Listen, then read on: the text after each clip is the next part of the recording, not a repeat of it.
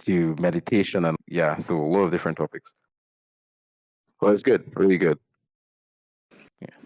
But he's a bit of a product of his times. It's all like new age stuff. But I like in the video, at first was a bit like, whoa, maybe I will have a bit of an issue with this guy.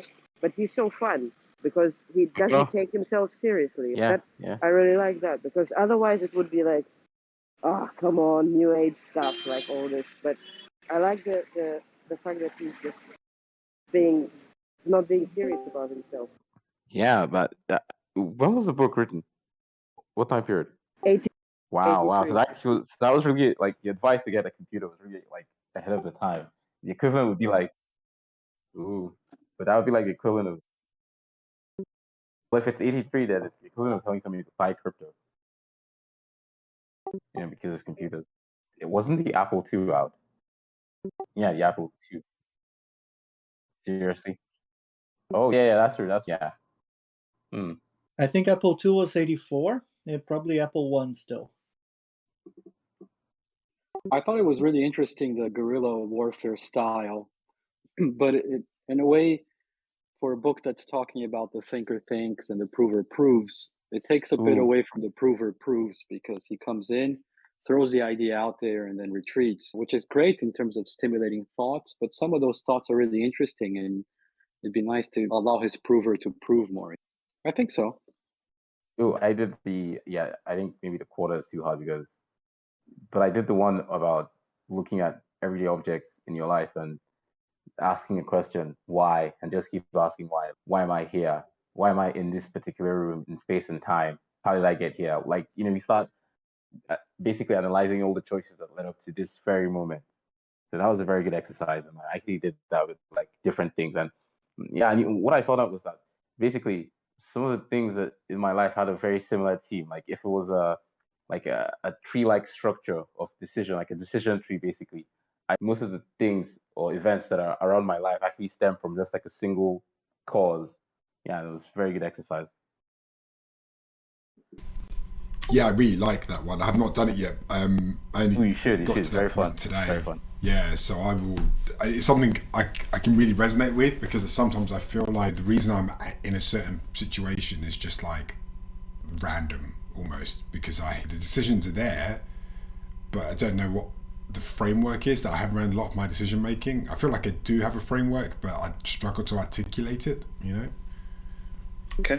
I just missed the exercise that you were talking about. Can you repeat what it was? Go ahead, Lenny. Or Lenny's dropped out. No, it was the exercise of basically looking around your life and asking how you got to where you are. Like, for example, if you're in a room in a city, you trace back to what decisions led you to choose this particular apartment in this city, and what led you to this city, and what led you to So the decision tree thing you were talking about. Yeah, exactly. The decision is so what you're doing there is exploring the deterministic nature of life. So if you're a determinist, you believe that everything that's ever happened to you has a clearly defined decision tree back to some starting point. So I know a lot of physicists who are hard determinists. So they think everything that's ever will happen in the universe has already been determined. And that exercise gets you to see if that's true by plotting paths to things. And you can generally, if you think about it long enough, plot a path between any two things. Yeah, would be a very interesting exercise. It seems really weird to me that physicists can be determinists. Oh, no, it kind of... Physics gets you, like most quite a lot of theoretical physicists, I would say, are determinists. I was for a while. I changed my mind. The random nature. I'm not even sure if I have yet, actually. But no, this is like fundamental. Like, is there any intangibility in the universe, or if there's some, what's the balance? No, we don't understand the rules. The game's too complicated. Take free will out of the equation. So the free will debate is one of the most interesting in philosophy and sociology. And basically it's a balance between structure and agency. They call it structure and agency debate. How much of your future do you have agency over? Or are you just in a box and you're following the rules and you'll get there whatever happens? And there's no clear answer, let's say. I thought the whole concept of, say, determinism or the free will debate was after the Big Bang set in motion particles moving through space. Do you have free will, or are you just part of this dance, basically? And like, you know, everything is deterministic throughout space and time. Yeah. Did anyone watch Devs? Yes, exactly. Devs is the most There is. beautiful interpretation of determinism as a concept. Yeah, highly recommend it. It's a beautiful piece of work. And that basically works on this idea that there's basically my route into not complete determinism is probabilistic notions of many worlds theory. So you can be in a universe that's entirely deterministic, but there are many worlds. So you probabilistically fall on potential for anything to happen then. So that's where my determinism ended based on. And that was my, now some physicists don't believe in the multiverse. So the world is probably deterministic. So this We is were talking about the idea of a box, right? It's like free will, if you really think about it, would require you not to have limitations. But we all have our flaws and our limitations. So this automatically excludes some choices because you just don't have what you would need to be able to choose that. So the idea of really free will, it's almost like you would need to be in a kind of a godlike status where you don't have any limits and you can really choose anything. But also there's no way to prove whether it was free will or not. So it's a pointless discussion because, like, how do you check if it was free will? That's what it comes down to. It becomes pointless to even think about. People can get overly lost in it as a thing. And like, yeah, physicists like the answer for everything. Physicists believe that because they like to believe that everything can be measured, and it can't. And it comes down to the measurement. Like, we know that there's measurement breaks down in physics due to the Heisenberg's uncertainty principle. You can't measure the location and same thing in time at the same time. So there is a break in physics that sort of says, yeah, there's just a layer of probabilistic uncertainty at the bottom. Sorry? Yeah, and also, I was listening to everybody, the mic opened by itself. How are you doing? Hey guys. Yeah, hi, Demian. How's it going? It's going good. Excellent. I always thought that like quantum mechanics always broke apart the concept of, say, determinism, because everything is probabilistic, and in a probabilistic like reality, you have certainties basically. Yeah, and I think this is where the kind of like the parallel. So atoms can, like electrons, for example, can teleport to the other side of the universe.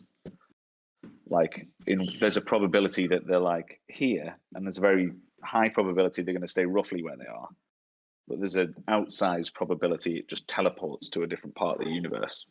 And that happens on very low levels. You can just see things blinking in and out of existence. And that's like the 0 point energy. It's just like these electrons just randomly turning up from the other side of the universe. So yeah, there's this like probabilistic layer. But I think you don't believe that if you're a classicist.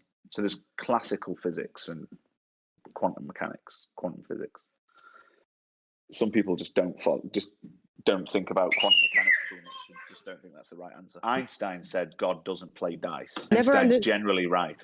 I never understood what it means, actually. He had faith, yeah. He believed in God. You must be a believer in something. I find it very interesting that, yeah, it does come down to the God question at some point. Is there a God in the machine? Which you can even rationalize out with, oh, who's running the simulation? If there is a God, that's the guy. They have a more positivistic outlook on it. So if you're a positivist, you like to clap things to things you are positive of. It's like it falls within your framework for reality because you are sure it exists. If you're not sure it exists, you just don't include it. So physicists will generally follow this. If I can measure it in a lab, if I can set up an experiment, test it, then I'll believe it. So you have a kind of relative belief of I could measure that in a lab, or someone in the field could, or someone within science could do it. Then you believe it. And if you can't see how the measurement happens, then you don't believe it. Or you're certain that if it was measured, it wouldn't be true. So that's a kind of logical positivism, which is if I can logically prove this is the case, I'll believe in it. And most physicists live in that kind of realm. I think so. So here's what got me out of that. I was that person for 10 years. And what made me, I've often thought about writing a book on this transition of physics to fashion, which is I went from, you go into this through the social sciences where you just introduce humans into the problem, then it gets very humans and free will, they just do what they want. How can you measure it? And like psychologists try to put numbers on it. And then there's a whole bunch of fields who just describe it. Because and many of those people will be like, I don't believe you can measure it at all. You can't measure humans. They just do what they want. We can only, talk about it and describe what's happening. Through to the arts who just don't even care. They don't care about any kind of measurement at all, or even thinking too much about shit. They just do mad stuff. And I've seen the different worldview you have. I think more creativity in the sciences could rejuvenate it as a discipline, I think. Which interestingly is what's happening in the NFT space. Artists are working with technologists. So the other end of the spectrum is actually where I think the collective psyche has drifted a bit too far into, which is nothing is real.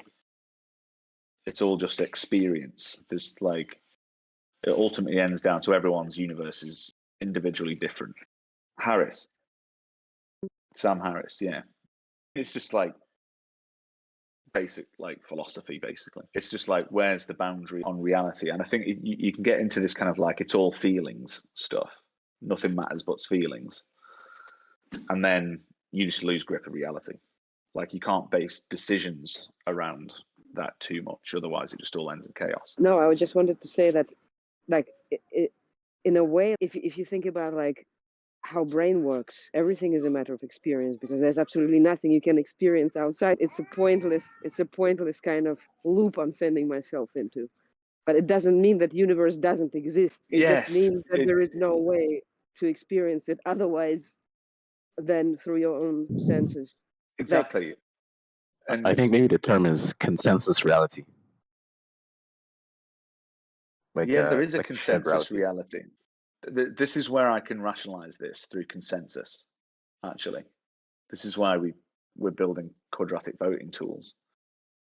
What we're missing is a layer of agreement about what we all think is real. And then if it turns out what we all think is real is a load of bollocks, then we can pick something else we believe. But what we don't have is the ability to find out what we all believe and whether it's real.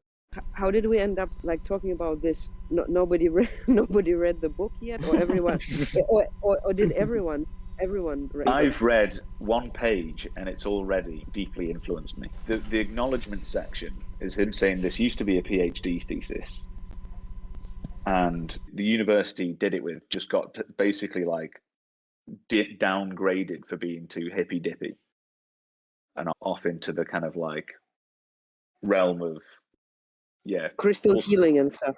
Crystal healing shit, yeah. So his university just like his PhD wasn't very valuable anymore, so he rebranded it as a book, and he said the words, "I took the academic stink off it." And I always thought, Jesus, there's too much academic stink on what we're doing here. So yeah, it's already had a sort of profound realization event for me, and I've not even started reading it yet. But I understand thematically what it's talking about, because I've read books on consciousness for many years. It's quite surprising I've not read this one. Yeah. This book is from 1970, actually. Perhaps as a PhD thesis, it began a bit earlier. Just to give you a little context, this guy was a very close friend of Timothy Leary. So Yeah, I saw that. yeah, That's Timothy Leary cool. was Timothy Leary Dolphin was a LSD guy. psychologist. That's no, that's John Lilly, not John Lilly. Timothy Leary. But they're all Timothy they Leary's were. Sessions with dolphins, exactly. Timothy Leary acid. was the guy who brought psychedelics in Harvard and began the hippie movement. Yeah, Same the guy. hip movement guy. Yeah, there was the Harvard Club that was Timothy Leary and Richard Alpert, someone now called Ram Dass.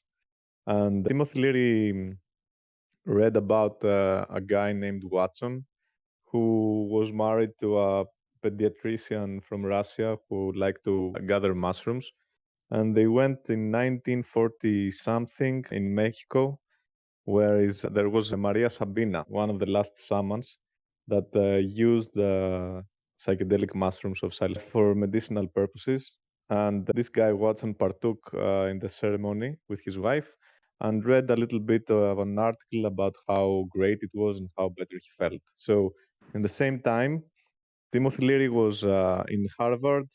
He used Freudian theories to Nine, construct nine. first.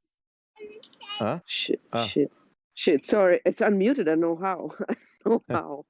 yeah, happened to me Yeah. earlier. Sorry. So Yeah. Timothy Leary, he was the one that constructed the first psychological test that used the Freudian theories of oral and anal states in order to categorize personalities for army drafting. So he created the Leary test that was used extensively in the army at 1960 something. But Leary was depressed. He was about 45 years old and depressed, and went back in Mexico to find Maria Sabina and take part in the psychedelic ceremony. Psychedelics was something totally out of the box in America back then.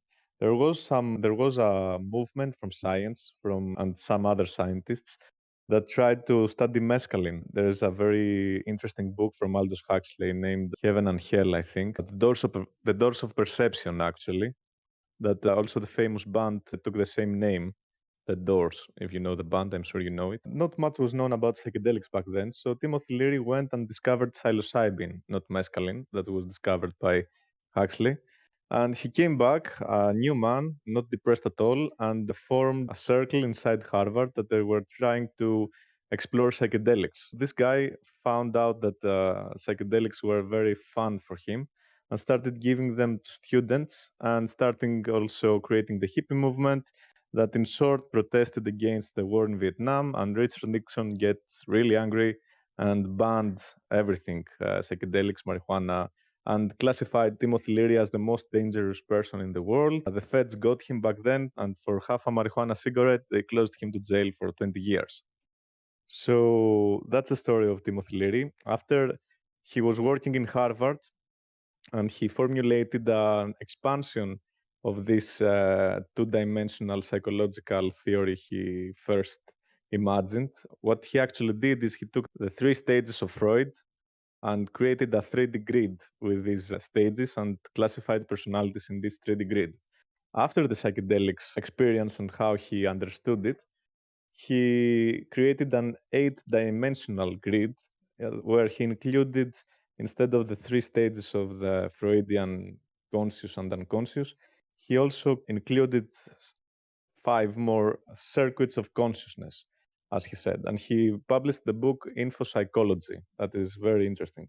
And Robert Anton Wilson took this book, the Info Psychology, enriched it with a lot of examples and a lot of possible explanations of where these circuits of consciousness are found and how they function and where else they are mentioned and how they are connected with different phenomena of the world and culture and the psyche and yoga, for example, and Zen and everything. And he created a very big map of how this theory of the 8-circuit consciousness could function. And actually, this is rising. And of course, the university was downgraded because that university, along with the Esalen Institute, that's something very interesting, got downgraded because back then, when Nixon declared that Timothy Leary was the most dangerous man in America, everything about him became not reliable, let's say. But it's very interesting also to note that in the last 5 years, from John Hopkins and also from a university in London. The interest in psychedelics and how they may alleviate depression has re-emerged. Anyway, that's a synopsis of the background of the book. Is everyone there? Yeah, I was listening to that. So I know people who've taken it to. I know a guy called Carl who runs the London Psychonautic Society. Super interesting. He's into the metaverse stuff. I'll get him in at some point.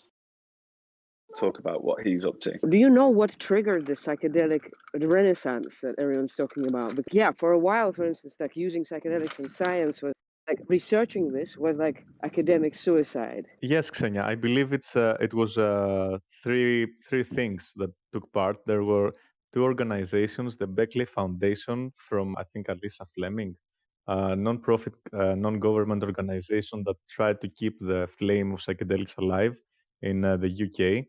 There was the MAPS Foundation, also a non-profit that tried to keep the flame of psychedelic research alive. There was also a guy that in 97, 98 started to experiment with melatonin and then with DMT, that wrote DMT, the spirit molecule.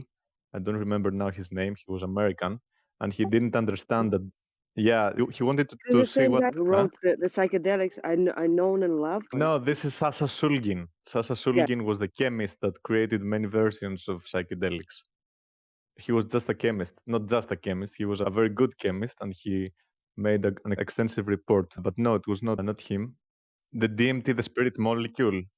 Strassman. Yeah, the documentary presents the book. So this guy tried to study melatonin for sleep disorders, and he didn't understand that the methyltryptamine was something totally different in effect, because they're very similar molecules, melatonin and the methyltryptamine.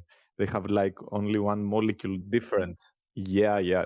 But they also, DMT is also, it looks like serotonin pretty much, but flipped. It's really hard to, I think it's serotonin. It almost looks Yeah, it's like you take the serotonin molecule and then you add one molecule more and becomes melatonin, and then you add half hydrogen or something very little and it becomes DMT. So he started administering DMT and he understood the psychedelic potential.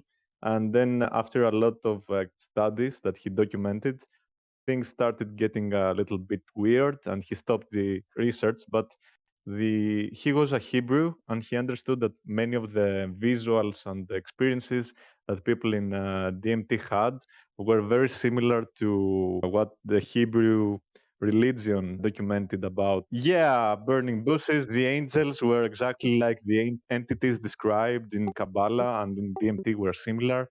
So he just, yeah. So things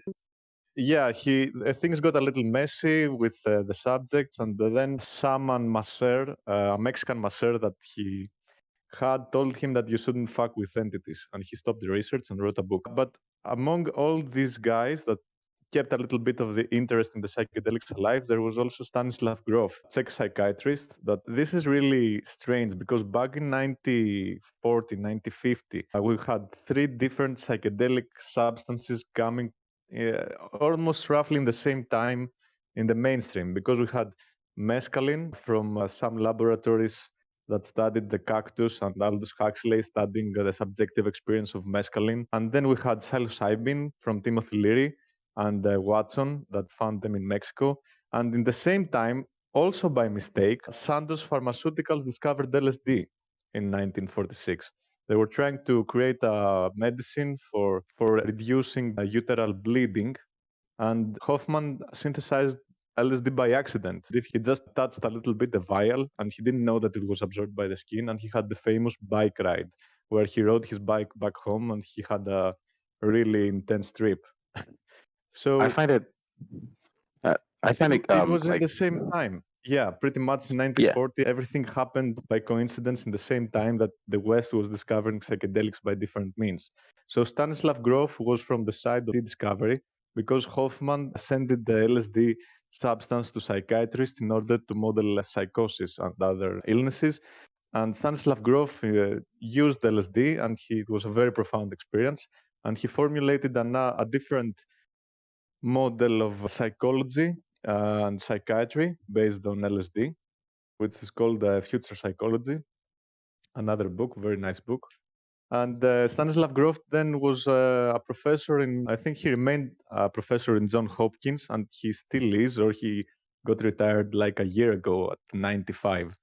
And when LSD, he wrote the book LSD Psychotherapy, and I think the people that resparked the renaissance now in LSD and the psychedelics were practically his students. So this, I think he is responsible for the renaissance most of all that is happening today. And I think, of course, the marijuana, the thing that it's becoming a bit more relaxed in legislative level, it's not legal anymore in USA, also opened a little window hole for psychedelics to be studied again. That's my point of view. I find it crazy coincidence that, like you said, most of these psychedelic substances entered like mainstream use or mainstream consciousness after the 1940s. But this was also the point where nuclear weapons were invented. So like at this point where human beings, through technology, were at risk of, say, destroying the planet and human society, we had this psychedelic renaissance, like psychedelics entering mainstream consciousness. And they create the opposite effect of, I would say, what power does basically, because they're like about ego dissolution and like integrating more with nature and society as opposed to like destroying them. But yeah, it was like, I find it like a crazy coincidence that in the 1940s, when we had like nuclear power, this risk of global annihilation, we also had psychedelics emerging into society. Strange.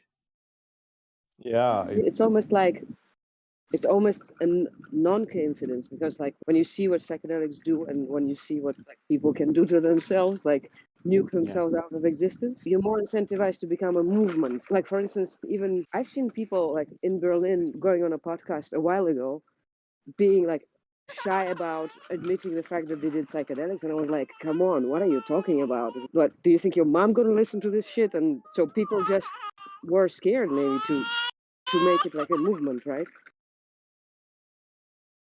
it is. Me personally, I've admitted to very few people that I have used psychedelics in the past, especially in the medical domain.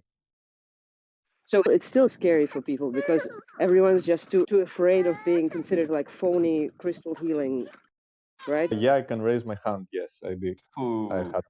Yeah, I tried it once. It's the same here. For me, it was like I was in the Matrix. I would look at everything around me and I would see just everything like energy, like lines, and which is why I talk about the Matrix. It's almost like you could see everything in code. And I actually went to there was this shaman that was giving it. He was the chief of the tribe from Peru, and he had come over to offer the ceremony, and he kept singing through the whole night. And it was really, when he would stop singing for a bit, you would feel like really lost, and then all of a sudden you could hear his voice, and it grounded you. And it was a really incredible experience. And in the first few days after it, I just felt physically different, and I still had some kind of residual. There was everything I looked at had like extra life in it and extra colors, and I probably still felt that for another 2 weeks after that ceremony. It was completely different from having I don't know, mushrooms, where the next day I felt absolutely destroyed. The ayahuasca, I felt like healing was happening at a mental, an emotional, physical level, even spiritual, depending on how you see the world. But for me, spiritual as well. It was really intense, and it was really beautiful. There are many subjective experiences and objective. Well, Prometheus Rising serves as, and also Stanislav Grof's work, they may serve as something to navigate this world or something to understand it.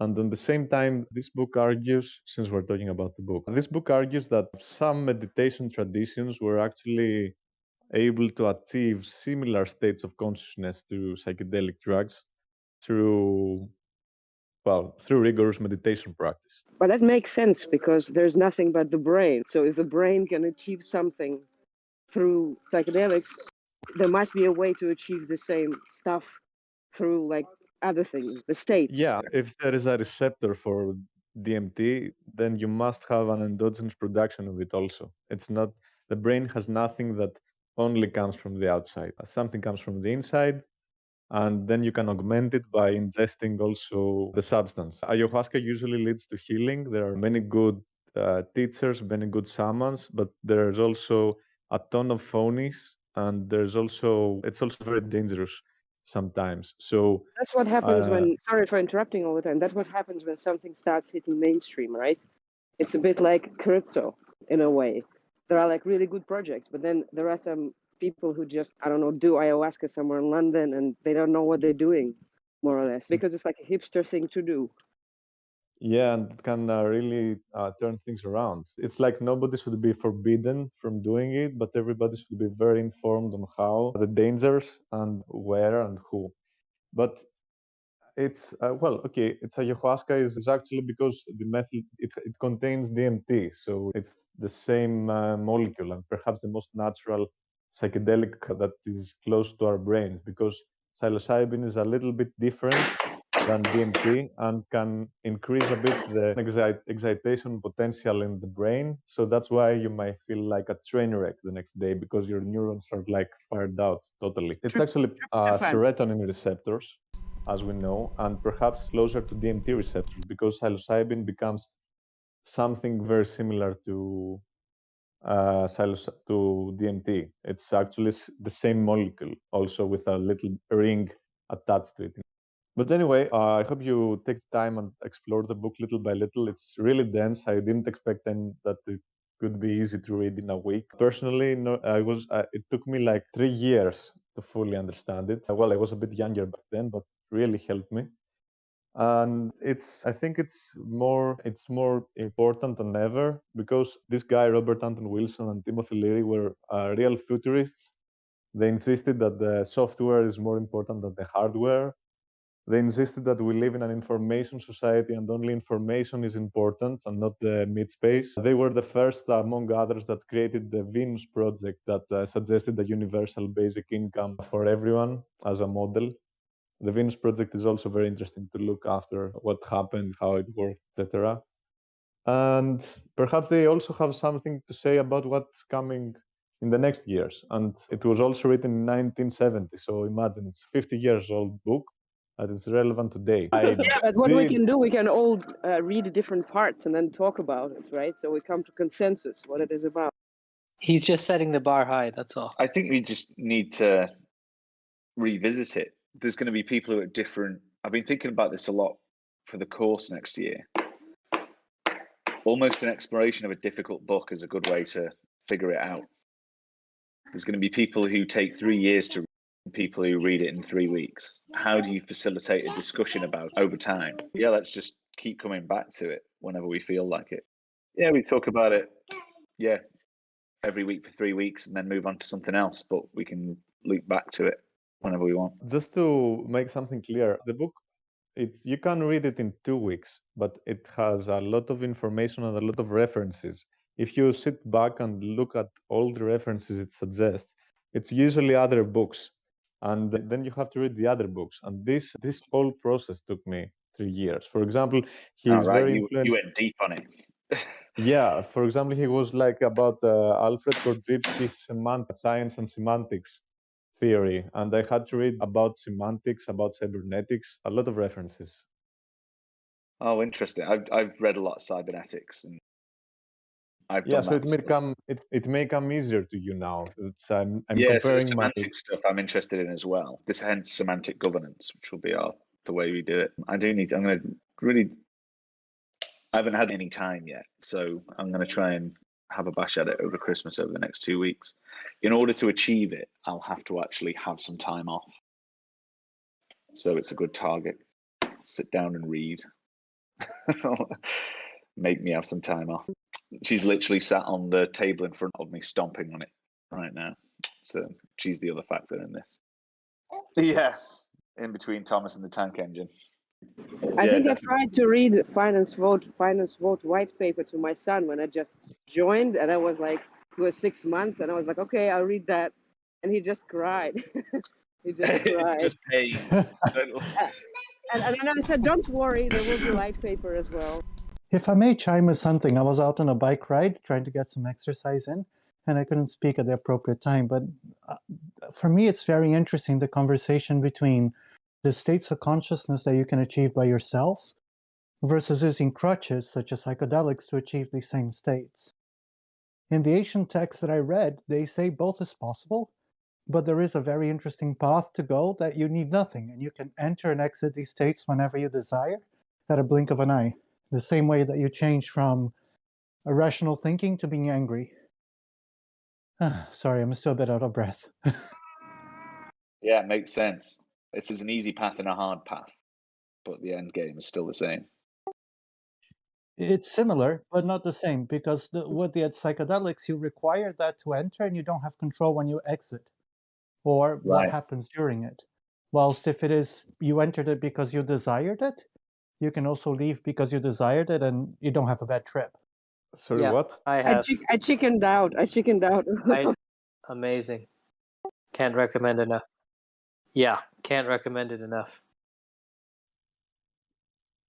What is it? Are you guys familiar with one of the ancient Indian models of describing a human in layers of consciousness and manifestation of consciousness? Go for it. It basically divides up the human into different layers. The first one is very dense, and the upper ones are very subtle.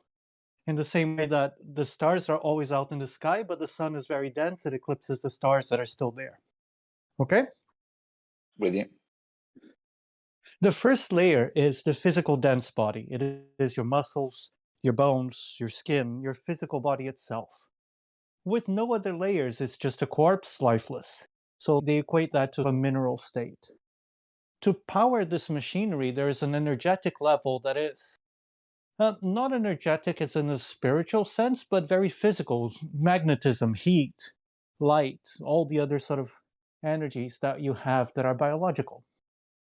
It is roughly the same shape as your body, but even heat radiates out of your skin, so it's a little bit larger. It is more subtle than your physical body. It's much easier for you to feel that you've cut yourself than it is that for you to feel that you're a bit sleepy or a bit tired. The next layer up is the emotional. And so the emotions are another body that your consciousness can manifest itself. It's roughly the same shape as you. Some people put a center of it around the heart or the stomach or the mind. Different philosophies do different things with it. But it is less dense than the other levels. That's why, for example, when you're feeling a bit frustrated, if you go out on a bike ride and you destabilize your physical dense body and it requires your attention, the emotional tends to be withdrawn, eclipsed, and so whatever emotions you're feeling go away. A lot of people go for runs, etc. Above that is the rationality. And rationality is usually broken into two different levels, one of them being the concrete and the other being the abstract. But I find that really difficult to explain and teach, so I tend to talk about the tools of rationality that are memory, intellect, logic, and associations. Whenever you're using one of these four tools, you are firmly on the rational level, and that level becomes then a little bit unstable, demanding your consciousness, and so consciousness manifests through it. Each of these levels has a different language. If you try to explain for someone what it feels like to break a bone in your leg, it is very difficult to do it with words. It may be easier just to do with a physical action. The same way that if you want to describe somebody the feeling you had about war, it may be easier for a Spanish person to paint a painting and transmit all those feelings than to try to verbalize it or put it on PowerPoint. So far, everybody with me? What comes after that becomes a little bit harder to explain because it's no longer rational. It is above the rationality, and it cannot really be easily explained with words, which is the language of rationality. I like to call it intuitional. And it is the things that you know, but you can't explain why it. You've been to a city for the first time and you don't know where your hotel is, but you know that you need to turn left here. How do you know that? We can't explain rationally because it's not happening at that rationality level. It's happening at an intuitional level. And the above that is called monadic, where you understand your place in the universe, which is equated to the states of consciousness that we've been discussing here with psychedelics.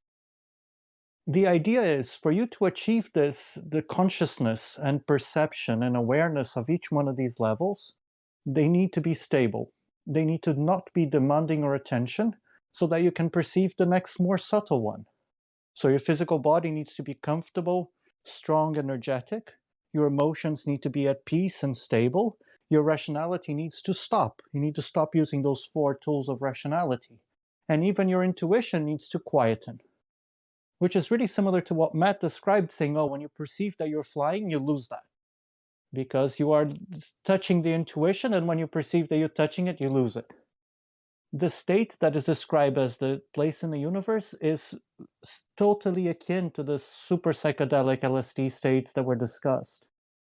And the ideas through those diligent practices is that you are able to work on the stability of each one of those levels so that you can navigate through them at a blink of an eye. And in a sense, the human being becomes I don't want to be an alien. That was very interesting.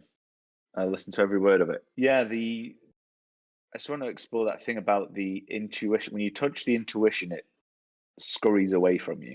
Yeah, it depends if you're looking for that and you get distracted, that you suddenly get it.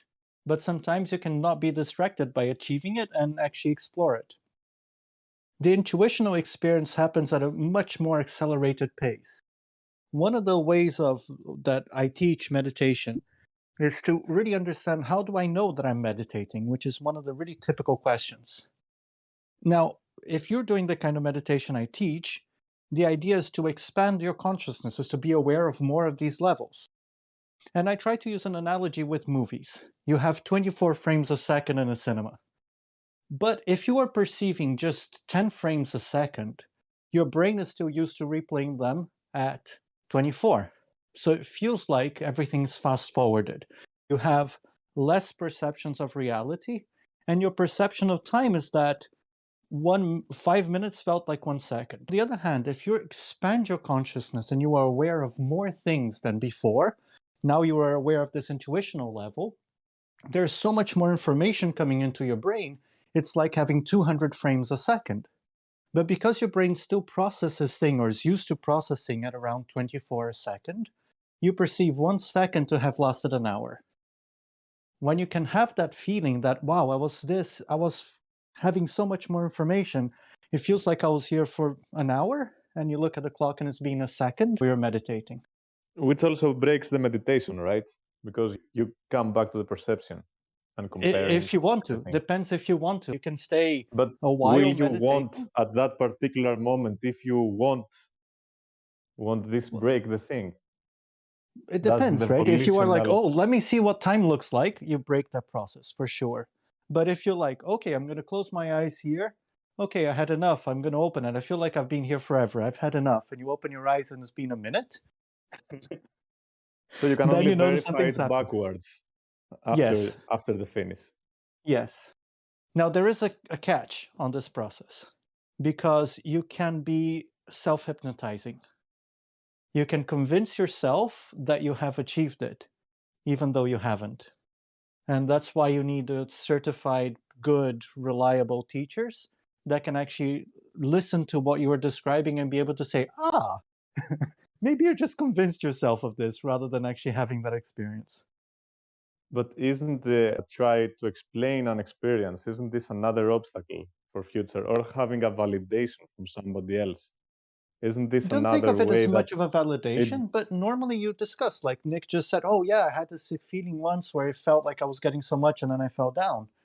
And as somebody that's trained properly and has a lot of experience, it becomes quite simple to understand what's going on.